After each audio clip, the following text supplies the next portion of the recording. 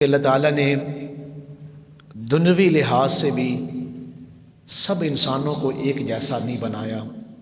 اللہ تعالیٰ نے کسی کو امیر بنایا ہے اور کسی کو غریب بنایا ہے۔ کوئی غنی ہیں، مالدار ہیں، اور کئی ضرورت مند بھی ہیں۔ اگر اللہ تعالیٰ چاہتا تو سب کو ایک جیسا بنانے پر وہ قادر تھا۔ سب کو امیر اللہ بنا دیتا تو اللہ کے خزانوں میں کوئی کمی نہیں تھی آ جانی، اور اللہ تعالیٰ اگر سب کو غریب بنا دیتا تب بھی اللہ تعالیٰ سے پوچھنے والا کوئی نہیں تھا۔ اللہ الصمد، اللہ تعالیٰ تو بے نیاز ذات ہے۔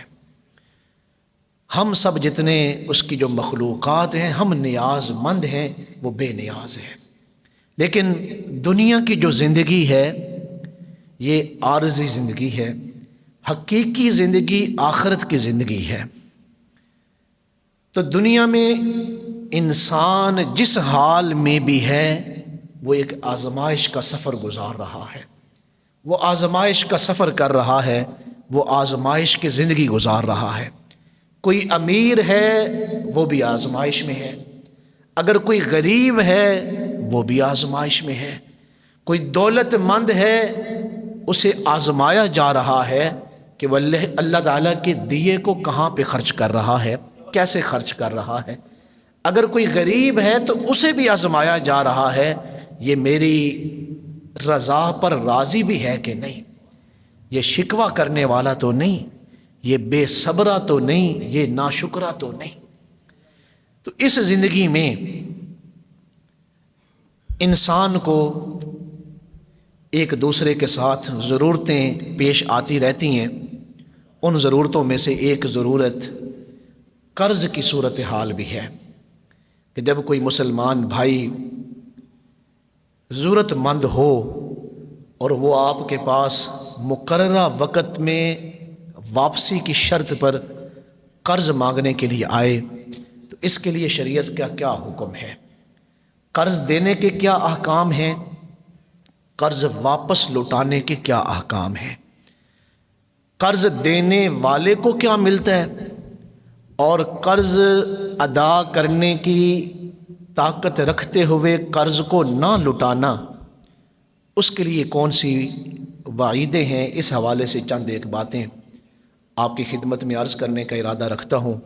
دعا فرمائے اللہ تعالیٰ مجھے حق گوئی کی توفیق نصیب فرمائے، سننے سنانے اور سمجھنے کے بعد اللہ تعالیٰ ہم سب کو عمل کی توفیق نصیب فرمائے۔ سب سے پہلے اللہ تعالیٰ نے قرآن مجید کی جو سب سے بڑی آیت مبارکہ ہے، ایک آیت مبارکہ جو قرآن مجید کی سب سے بڑی آیت مبارکہ ہے، جو تقریباً 1.5 صفحات پر مشتمل ہے، ایک آیت مبارکہ کبھی آپ کو پڑھنے کا موقع ملے تو وہ قرض کے معاملات کے بارے میں اللہ تعالیٰ نے نازل فرمائی ہے کہ جب کوئی تم سے قرض مانگے، ادھار پیسے مانگے، شریعت کی اصطلاح میں قرض کہتے کسے ہے؟ وہ رقم جو واپسی کی شرط پر لی جائے کسی سے اسے قرض کہتے ہیں کہ آپ مجھے اتنے پیسے دیں، میں ضرورت مند ہوں تو فلاں تاریخ کو میں آپ کو یہ پیسے لوٹا دوں گا، اسے قرض کہا جاتا ہے۔ تو قرآن مجید میں اس بڑی آیت مبارکہ میں اللہ تعالیٰ نے اس کے احکامات کو بیان فرمایا کہ قرض جن دو بھائیوں کے درمیان معاملہ ہو رہا ہے بہتر ہے کہ وہ ان چیزوں کا خیال کریں۔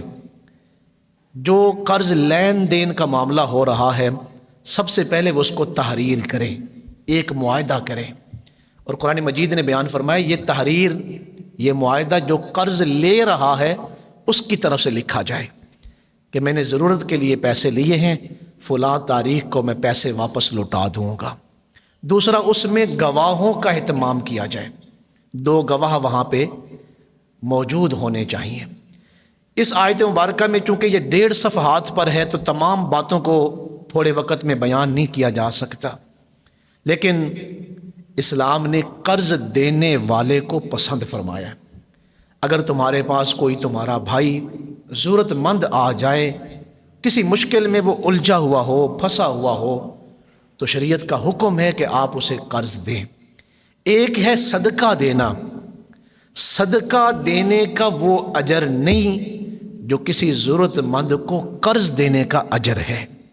میرے اور آپ کے آقا کریم علیہ الصلوۃ والسلام جب معراج شریف پہ تشریف لے گئے، ابن ماجہ شریف میں حدیث مبارک ہے، تو مشاہدات معراج میں یہ حدیث مبارکہ بیان کی جاتی ہے۔ ہمارے آقا کریم علیہ الصلوۃ والسلام نے جنت کے دروازے پر یہ جملہ لکھا ہوا دیکھا کہ جس نے اللہ کے راستے میں صدقہ دیا اس کو 10 گنا اجر دیا جائے گا، اور جس نے کسی ضرورت مند کو قرض دیا اس کو 18 گنا صدقے کا اجر دیا جائے گا۔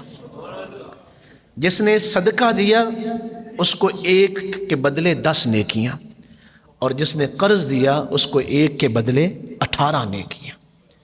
حدیث مبارکہ ایک بڑی عظیم کہ کوئی شخص اگر کسی اپنے بھائی سے قرض لیتا ہے، ان کے درمیان ایک وقت طے پا گیا کہ میں 1 ماہ کے لیے آپ سے یہ قرض لے رہا ہوں۔ حدیث مبارکہ میں ہے، میں مثال کے طور پہ سمجھا رہا ہوں، آپ نے کسی ضرورت مند بھائی کو 1 لاکھ روپیہ قرض دیا 1 مہینے کی مدت کے لیے کہ آپ 30 دن کے بعد مجھے لوٹا دینا۔ تو حدیث مبارکہ میں آتا ہے اللہ تعالیٰ اسے روزانہ، جس نے قرض دیا ہے، روزانہ 1 لاکھ روپیہ اللہ کے راستے میں صدقہ کرنے کا اجر عطا فرماتا ہے۔ حالانکہ اس کے پیسے محفوظ ہیں کہ اسے 30 دن کے بعد پیسے واپس مل جانے ہیں۔ 30 دن کے بعد اسے 1 لاکھ روپیہ واپس مل گیا، ساتھ اس کے نام اعمال میں 30 لاکھ روپیہ صدقہ کرنے کا ثواب بھی لکھ دیا گیا ہے۔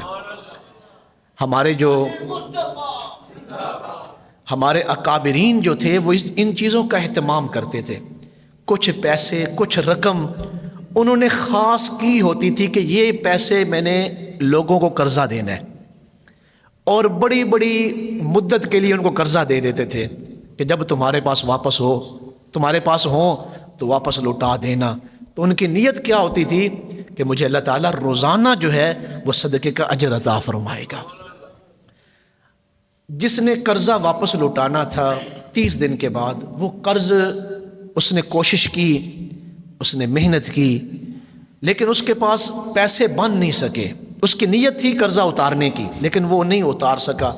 وہ اپنے بھائی کے پاس آیا، کچھ دن مجھے مہلت دیں، فلاں جگہ سے میری پیمنٹ آنی ہے، وہ 2-4 دن 10 دن لیٹ ہو گئی ہے، میرے 10 دن اور نکلوا دیں، مجھے مہلت دیں۔